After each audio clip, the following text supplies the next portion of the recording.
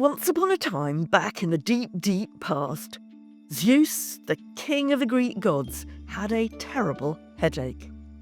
It was his own fault in a way, because he had swallowed whole his first wife, Metis. Don't ask exactly how, it's a kind of myth thing. But Metis, at the time, was pregnant with their child. So, eventually Zeus had to give birth. And that was what was causing the headache, because the only way the infant could get out was through his head. And that needed the help of the god Hephaestus, the god of crafts and metalworking, who took an axe to Zeus's skull. And out popped the goddess Athena, fully formed and dressed in full military armour. And she went on to become one of the most prominent gods of all Greek mythology. She was the goddess of wisdom, the helper of heroes. She was at Heracles' side through his 12 labours. She had Perseus' back when he went off to kill the Gorgon Medusa. She was patron deity of the city of Athens. And not surprisingly, she was a bit of a daddy's girl. So, this is Instant Classics, the podcast that uncovers the ancient stories that still shape the modern world. I'm Mary Beard. And I'm Charlotte Higgins. Each week we dive into the myths, dramas and characters of the classical world to discover what they still mean to us now. And this time it's Athena, the private life of a Greek goddess. And it's a bit of a sprawling subject.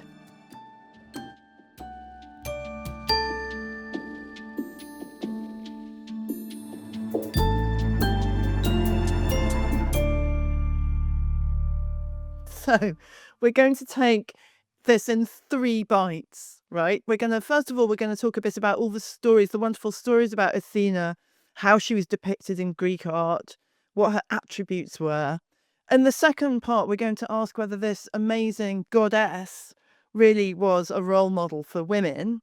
And in the third part, finally, we're going to think about how she fits into this whole range of Greek gods and goddesses to try and make sense of her as part of this intriguing polytheistic pantheon. We know she's popular because she's been the subject of several requests from people listening to the podcast that we should do her. So here you are. It's a huge pleasure to be doing her. And I think, also she comes up a huge amount in our Odyssey book club. Our subscriber book club, where we're reading Homer's Odyssey slowly together, and she is a key character in that, and so that's one reason why we're deciding to look at her in a bit more depth here. But certainly, I don't know about you, Mary, but for me, she's just always been, from childhood, when I first started reading all the stories about the Greek heroes and the Greek gods and the Greek myths, I always loved Athena, right? She came up for me I had this really beautiful book that I sort of stole from one of my elder brothers, which was stories from Homer, from the Iliad and the Odyssey. And Athena was just sort of always there, dressed in this, with a beautiful helmet and a spear and a shield and, just doing stuff, really actively involved in the story, helping out the heroes, digging in and just being kind of cool, like a really cool goddess who, she wasn't sort of afraid of stuff. She wasn't sitting at home in Olympus knitting. She was kind of fun, and she had all these shape-shifting qualities. So in Homer's Odyssey, which is something we've talked about in the book club, she's always changing shape. She disguises herself as men, as women, as birds and animals. She was just sort of super cool. So I used to, as a kid, I absolutely loved Athena. And also, for a nerdy girl, the fact that we were taught, right, at school that she was the goddess of wisdom. And that was also an incredibly cool thing for a nerdy girl to be excited about. Yeah, it wasn't just the boys that could be wise. Exactly. My first encounter, well, it wasn't my first encounter, but my kind of memorable early encounter with it was a bit less comfortable, actually, because I remember I was a student and I was taking my mum to Greece. She'd never been to Greece. And we were in Athens, and we went up to the Acropolis to see Athena's temple of the Parthenon. And my mum, on the way up, said to me, "What I don't really understand is why, if Athens was the kind of society you tell me it was, in which, women had no power, they were kind of kept restricted in some cases to the home, they had no political rights. If that was the case, I don't understand why their patron deity was a goddess." As often with those absolutely straight on questions, they always they get to the bottom of all the things that you've not been asking yourself. And I remember struggling with my mum at that point, saying it was really kind of very interesting and sort of admitting that I didn't have a good answer. And I suppose quite a lot of my subsequent career in classics has been thinking about what the right answer to my mum on that occasion, this was in the 1970s, what it would have been. And we are going to be touching on that in a bit, actually. Athena, the goddess of women or not. But before we get to that, we need to kind of fill out the kind of the picture of this goddess, because she gets everywhere. And then we think of her very specially associated with Athens, and she is, but you find her all over the Greek world. She's called slightly different things. She's Athena the Virgin, the Parthenos in Athens, or also in Athens, she's Athena, the goddess of victory. But under every Greek stone, there's an Athena waiting to be discovered, and it's pretty much the same in the Roman world too, where the kind of equivalent of Athena is the goddess Minerva. Now, we're actually going to be leaving Minerva on one side in this episode. We may come back to her at some point, but you can't even make her purely Greek. She gets everywhere, she's called everything, and she is wonderfully recognizable. Whenever you see her in the museum, there she is with her helmet, like Charlotte was saying. She's got a helmet on, and she's got her very odd breastplate. And you know where you are in a way with Athena. You definitely know her when you see her. She's usually wearing this beautiful plumed helmet.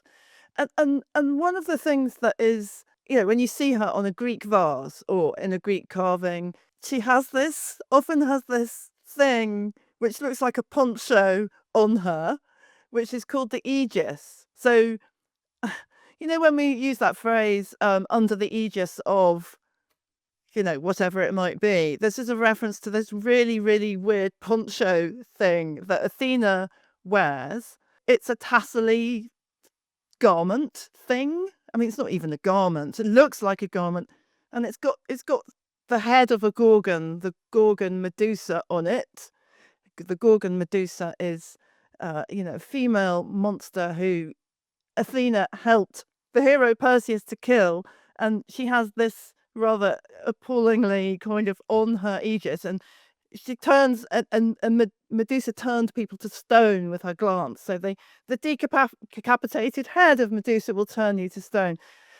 It's a sort of weird thing. I mean, I think it's even weirder than that, isn't it? Because we look at this strange costume that Athena's got on, the aegis, which, I don't know, I think of it as a sort of kind of odd animal skin. And there is the head of the snaky-locked gorgon, which she has put right in the middle of this armor. And to us, it's kind of like a lot of those things in Greek mythology. It's just a bit odd. If you say, how would it have appeared, back in the 5th century BC, say, well, what does Medusa do? Medusa is a figure who, if you look at her, turns you to stone. You can't survive looking at this gorgon head. And that's what Athena is wearing in the middle of her sort of breastplate. And so she's actually this really dangerous character who you better be careful looking at. She's not just in a silly fancy dress in Greek terms. No, it's terrifying. And we say under the aegis of, meaning under the protection of, but actually the aegis that she is wearing you know, actually the Greeks didn't really know what it was fully and speculated about it and said it does this and it does that. But one thing that it does in Greek poetry is it produces fear. Like, it's a terrifying thing, and it's part of her. In some way, it's part of her power. I mean, I think it's interesting what you just said, Charlotte, about, the Greeks speculated about this, because as soon as you do kind of scratch the surface of Athena, you find there are loads of things about her that the Greeks themselves don't understand, and they are coming up with all kinds of sometimes completely barking mad solutions to what they might be. Well, how do you explain this facet of Athena? And her wearing the aegis is one. Her name is another, because she's often called Pallas Athena, as a sort of two names, and yet nobody quite knew who Pallas, what the Pallas bit came from. And some of them said, oh, it was a childhood friend of Athena who she actually accidentally killed and took her name in memory of this friend of hers. A likely story, I would say. Yes. I mean, another theory is that Pallas was one of the giants that Athena killed in this big mythological battle that the Olympian gods, Athena and her siblings and parents, fought against the giants. And she supposedly killed one of the giants called Pallas and took his name. But again, this is the Greeks sort of creating theories about stuff that is too ancient for them to fully grasp. I mean, I think what you're saying is that when we're looking at Athena, what we're looking at is partly a whole series of puzzles that the Greeks had. We're delving into their puzzles as much as delving into the stories. But some things I think are a bit clearer. And we started with the story of Athena's birth, that Zeus had swallowed whole his first wife, Metis, when she was already pregnant with Athena. There's a very complicated succession story here, which we won't go into, but the name of that first wife turns out to be absolutely crucial, because what Metis means in Greek is cunning intelligence. So what Zeus has swallowed is cunning intelligence, and Athena's mum, if she had a mum, is also cunning intelligence, and that kind of plays out in quite a lot of the stories that we're going to see. There are great stories, and she does seem to embody cunning intelligence in all kinds of ways, right? And one of the nice things about her, well, I always find very attractive about her in a curious way, is that she's absolutely there in terms of helping humans learn how to do technical stuff. So she, in early Greek poetry, she's there. We hear about her kind of helping humans learn how to build chariots. She is supposed to help Jason, as in Jason and the Argonauts, build the first ever ship, the Argo. And for women, she invents the loom and woolworking stuff. So she, in 2025, she would be right up there in Silicon Valley, no doubt.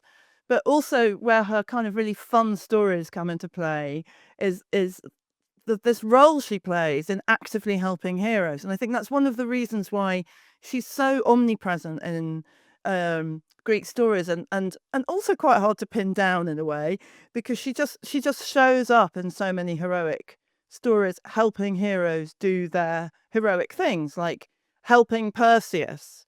So one of Perseus's jobs was to kill the Gorgon Medusa, and he does a bunch of other things too. And she's sort of always there guiding him by his side, or with Odysseus. She's really clever with Perseus, isn't she? Because one of the problems, as we said, about the head of Medusa, who's Perseus is confronting her when she's still alive, not dead on Athena's aegis. But one of the problems is that you can't look at her. So Yes. clever Athena gives Perseus a mirror. I think it's a polished shield, so that he can see his victim without looking at her. Now, that's the kind of cleverness you expect from Athena. Yeah, she's like tactical. She does tactical, clever stuff. But she's also there for Heracles a bunch of the time, isn't she, Mary? Heracles has got his 12 labours he's got to do. And now, who is helping him out? Partly with clever ideas, but partly with a bit of sort of support, practical support. But it's Athena. If you look at some of the sculpture that came from the temple of Zeus at Olympia, where the Olympic Games took place, you'll find a whole row of sculpted images of Hercules and his labours, Heracles in Greek, and his labours. My favourite one just sums up Athena because Heracles, at a certain point, in order to fulfil one of his tasks, has had temporarily to take the whole world, the planet, had to balance it on his shoulders because Atlas, who usually does that, has gone off to help Hercules out too, right? Complicated. But the basic point is that the world, even if you're Heracles, is extremely heavy. So what this sculpture shows is Heracles struggling with keeping the world on his shoulders. But just next to him, there is the goddess Athena kind of taking just a little bit of the weight for him, helping him out so he can balance the world. Right? And so you've got this the combo of sort of decent practical support and the clever ideas. I mean, one aspect of her that is really sort of blazingly obvious and present all the time is how she is associated with the city of Athens, right? And, the Greeks thought, the Athenians thought that the reason their city was called Athens was because of Athena, and specifically because of an interesting competition held between Athena and Poseidon about who should become patron of this city, right? And they offer their different gifts. Poseidon is the god of the sea, right? And Athena is offering, as a sort of reward, if the Athenians back her,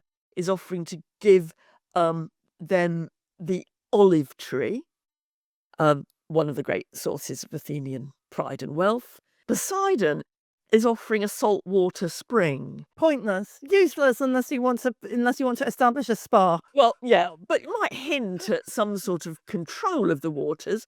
But in this competition, it is Athena that wins. And she's really associated with winning, actually, isn't she? And there's a temple to Athene Nike or Nike in Athens. So every time you put on your Nike running shoes, in a way, you are doing something with Athena, I would say. Because Nike means victory, Athena, goddess of victory. And it is where the shoe name comes from. She's a winner. She's a winner. The stories are wonderful.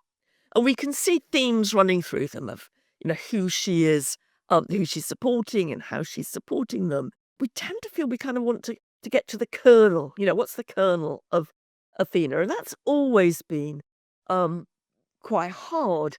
And it used to be modern students of ancient Greece looking at Athena, they thought that if you kind of went back to Athena's origins, you would somehow get to the kernel, right? You would find what she was all about. And it wasn't in principle a bad idea. Where did this all start?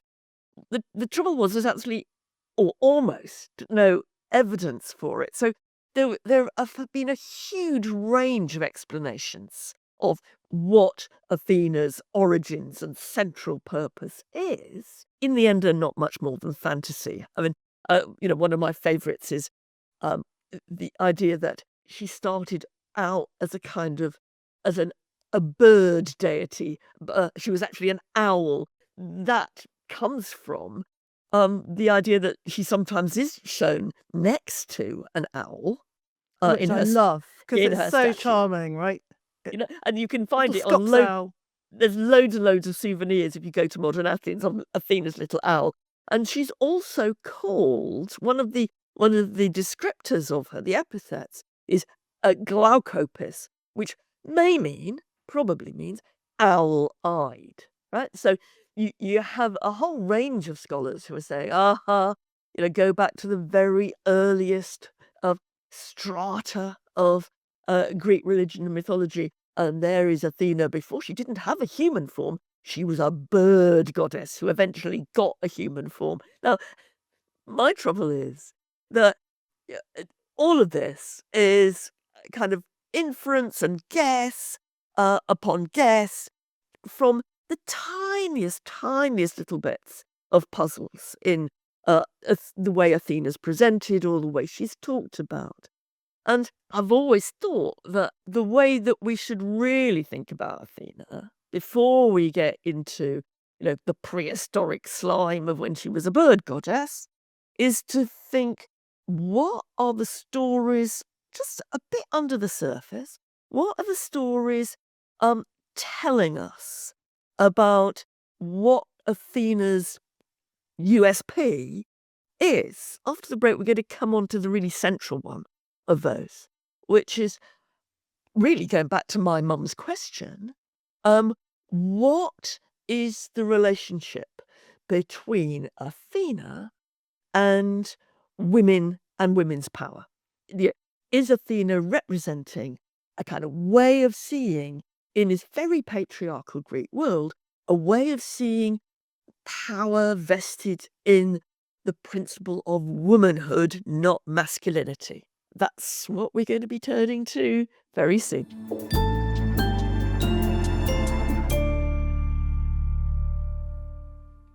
So Athena, this female goddess with all these extraordinary powers, seemingly invested with all this kind of cunning and wisdom, a goddess who is supposedly about winning stuff. She's about tactical and strategic intelligence.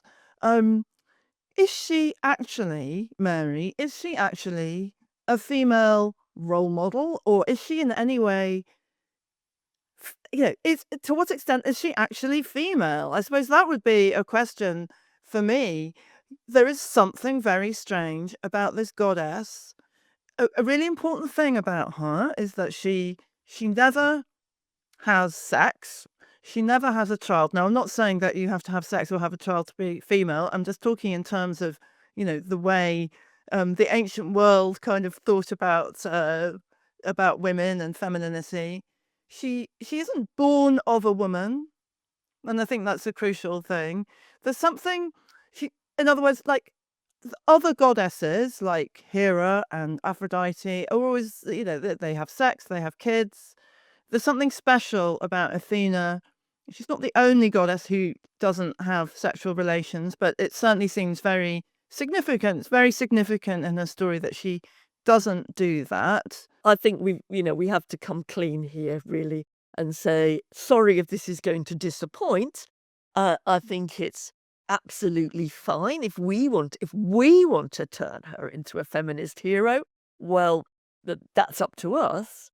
But I think in the ancient world itself, Athena was actually, partly for the reasons you say, Charlotte, she was the big champion of the patriarchy. She was a figure who is technically female, but everything about her life story and what she does is sort of designed to say that in a perfect world, you could do without women. You don't have to be born from a woman. You don't have to have you don't need women to have babies. You could actually, if we were in the world of the gods, we might imagine that it could be no women at all. She just gets vaguely close to having a child, doesn't she, in one sense, and it's quite a weird story. But Hephaestus, this god of handicrafts and metalworking, tried to sexually assault her, tried to rape her. Basically, they have a bit of a tussle. She doesn't get raped, but he ejaculates. He ejaculates onto her thigh, and she kind of wipes it away in disgust. The semen falls onto the ground, and out of the ground emerges the first ever Athenian king, Erichthonius, but in the form of a snake. Yes. So if you say, Did Athena have a child? Did she ever have sex? That is as close as you come. I think the other thing that is, um, again, we might overlook is the fact that she's so military. Yeah. Because, again, I think we think that that costume is just a bit weird. Um, uh, she's a female deity, but she's dressed in military costume. She's fighting. She's part of the principle of victory. Whereas in classical world, certainly in Athens, where she has her kind of biggest cult, um, the idea that a woman could be a soldier, that is an abomination. The only women who are soldiers in Greek mythology, apart from Athena, really, are the wild warrior women, the Amazons, who live on the far margins of the Greek world and who attack the Greeks but are resolutely conquered, because you cannot. These are women, in the case of the Amazons, who do try to have a female fighting force. What they have to be is put down by the Greeks.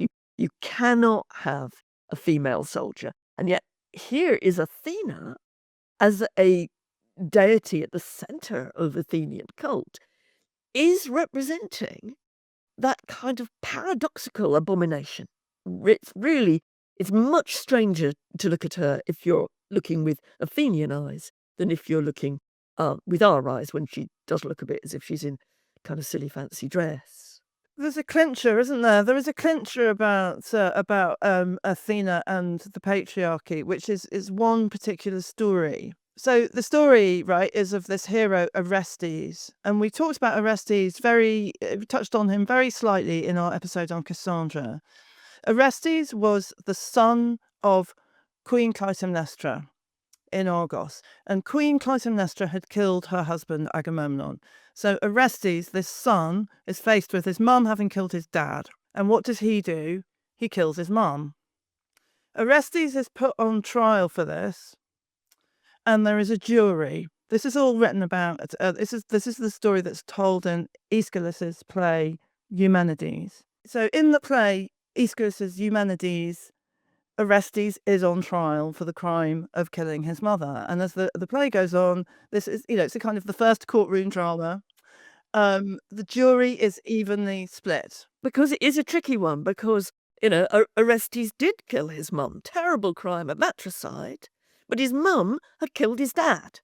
So it's one of those cases where you can, you see the arguments on both sides, which are put at some length in Aeschylus's play, but predictably, perhaps, the jury is 12 jurymen, and they're evenly split between whether Orestes is guilty or innocent-ish. And the chair of the jury, or the person with the casting vote in this jury, in this trial, is the goddess Athena, because there she is. This trial is taking place in Athens. Athena is the god associated with Athens. She just happens to be the person with the casting vote in this jury, trial by jury. And when she gives her vote, she says that she will cast her vote on the side of Orestes. That is, for Orestes' innocence in killing his mother, because she says, no mother gave birth to me.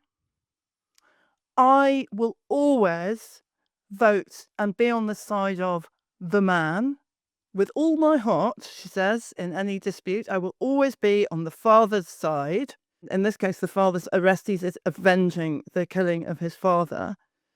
And she pronounces Orestes innocent of the murder of his mother, and it's her justification for doing this is entirely a patriarchal. I mean, it's entirely about upholding the patriarchal order. She says, "I will always be on the side of Yes. the man." And she explicitly says, she refers to her own origin, because she says, no mother gave birth to me. It's a speech full of kind of patriarchal resonance, because I'm not going to punish the death of a woman who killed her husband, that is, the death of Clytemnestra, her husband, who was the master of the house. So Orestes is going to win. And it is such an extraordinary, uncompromising speech in favour of the rights of men over women that actually some later scholars looked at this passage and thought it was so extreme that that Aeschylus himself could not possibly have written it. It's so over the top in terms of favouring the patriarchy. But there's no reason to suppose this isn't what Aeschylus put in the mouth of the goddess Athena. And every time you are tempted to think that Athena might be offering some kind of way that the Athenian woman could see themselves reflected in, just think of that what she says is, I back the male in every way. I'm always on the man's side. It's chilling. Women, this is a woman being a spokesperson for the patriarchy. It's one of the most. It's worth looking at and reading if you've got the time or the inclination, because it's so staggeringly the most patriarchal thing ever written. It's so clear. It's so clear that, at least as far as Aeschylus was concerned, I think we have to remember that all the things that the Greeks thought and that we think about those gods are an accumulation of the way they were written, the way they were depicted in art, the way they were worshipped. So this is really part, this work by this playwright is really part of the way that Athena sort of is. It's not some kind of freak interpretation of Athena. What it shows us, what it reminds us, is that every which way you look at Athena, there's always a bit of an element of misogyny there. Right? There's not an element of feminist free thinking, I don't think. There's an element of asserting the control of men over women. Athena is the woman man. She's it's not even clear whether we should call Athena a female goddess, actually. She's a weird hybrid. And it only occurred to me this morning that, in a way, she doesn't really show up in any. She helps all these heroes, but she doesn't really offer help to female heroes. She does a little bit in the Odyssey to Penelope, but she never actually appears to Penelope, Odysseus's wife. We'll get to that in the Odyssey book club. The one thing she does for women is invents the loom and woolworking, which is a really important technology. But my God, if there was ever an activity designed to keep women working 12 hours a day in the home, woolworking is definitely it. So thanks for that, Athena. There are some bigger questions here, though, aren't there? Yeah, definitely. And I really want to ask you these questions, Mary. I think this is, let's move on to think about this. What does this all add up to? I really want to ask you this, not least, Mary, because I know you did your PhD in ancient religion, and you are, you've thought about these subjects a huge amount. But how does this fit into the world of the way the Greeks thought about their gods and goddesses? Yeah, who is Athena at the end of the day? Yeah, that's a question I suppose I worked on for 50 years, and I'm not quite clear I've got the answer, but I've got a bit further than I used to have. And I think that to some extent we've narrowed her down quite a lot, actually, in talking about her, from the sort of vague stories, cute anecdotes, strange birth, to seeing a logic, in part, to Athena. I'm not sure how, even now, I can answer the question of, not specifically talking about Athena here, but any of the deities. What is a Greek, or for that matter, a Roman god or goddess? What are they? Now, I think that we tend to think of them in a terribly oversimplifying way, actually. And we tend to think that the ancient religion is kind of a bit slightly primitive, just very slightly simple. And that goes back for me, and I suspect for some other people, that when when I was at high school.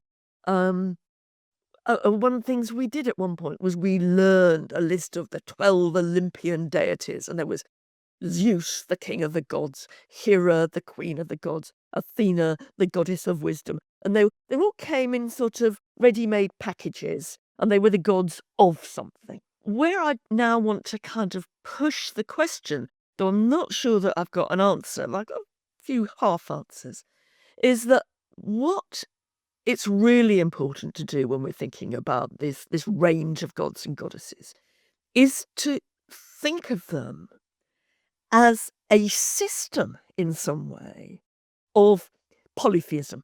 There are lots of Greek gods and goddesses, and that's not just because they couldn't make their minds up which they wanted, or they always wanted to add another, or whatever. There's something in the way they put that range of deities together that was helping them think about how the world worked, how it worked, and how power worked. I wouldn't for a minute want to say that they didn't, like us, have great fun telling a story of Athena or worshipping this particular image of Athena or whatever. Yes, they did. But there is a sort of more nuanced way that we often miss of thinking about these gods, which is that you can only really understand them if you see them as part of a bigger way of explaining the world, and that is in their relationship one to each other. Now, in what we've just been saying, we've hinted at some of that, and we've hinted at some of the ways you might go beyond the idea of Athena as goddess of wisdom. I mean, if, for example, you compare and you put together Athena, our goddess, next to Poseidon, who we would often call the god of the sea. Now, Athena is in part the goddess of the sea because, as Charlotte has said, she was the person who kind of invented the first boat. So both Poseidon and Athena have kind of power over the sea, but they got power in really, really different ways. Poseidon is the sea as the kind of crashing waves, the sort of Elemental force, right? yes, that's right. That's the right word. The elemental force of the sea. Whereas Athena is the person who helps us tactically manage the sea. Now, what I think one would say is that if, as Greeks, we think the sea, we think Athena and we think Poseidon, and we think about the differences between them and the different ways they approach it. And we think, and I think this is kind of the crucial point for me, we're seeing those, I think if we go back to antiquity, we're seeing those gods not as gods of something, we are seeing them as gods of how to do something. We're seeing them gods of different modes of power, which you only spot if you put them together and you see what the different things they offer are. And I'm nowhere near the bottom of this, but I think there is a complexity that we just find convenient sometimes to overlook. There's a complexity in that system of the many gods and goddesses of polytheism that is really important, actually. Yeah, it's interesting what you say. And when you talk about Athena and Poseidon having this different sea aspects, maritime aspects, it made me think about Ares as well, who is the Greek god of war. And we've already talked about the way that Athena's on the battlefield. She's dressed in battle dress. She's often helping heroes in war. But it seems like Ares has this. He's like the brute force and the kind of angry fury on the battlefield, and it's a bloodlust, and it's the sort of thing that gets into your soul when you want to kill on the battlefield. And Athena is the sort of, she's standing back almost, and she's inspiring heroes to be tactically intelligent, and she has that aspect of militariness. Would you say, is that Yeah. another No, I sort think of that's example? a really good example. And I think that what we're seeing here is something which is more sophisticated than we'd often like to imagine was embedded in Greek religion. We're the polytheistic system is helping you to think about how the world is, how it works, and how we understand the power behind the Yeah. world. And that's And a big. power is always such an interesting subject. I mean, I spent years and years and years of my life thinking about Athena as the goddess of wisdom, so to speak. And this is such an interesting and different and revealing way of thinking about the Greek gods as they fit together, I think. But it's still, I'm afraid, Charlotte, the bottom line is that we can't look to Athena for whatever reason. We can't look. She is not the feminist hero that I thought she was when I was a child. No, That no. is a grave, grave disappointment. I feel like if she was around right now, she would be sitting at Mark Zuckerberg's shoulder, suggesting developments in the metaverse. She's the god of artificial intelligence. I don't know. She's not. We love her, but she definitely doesn't love us, I think. No, that's, I'm afraid, the sad conclusion to thinking about Athena. She doesn't love us. She's not a girl's girl. She loves her boys. As ever, we want to know your thoughts and comments, ideas, questions. And so if you have them, please do send them to us at instantclassicspod@gmail.com or on our social media at instantclassicspod. Bye. Bye.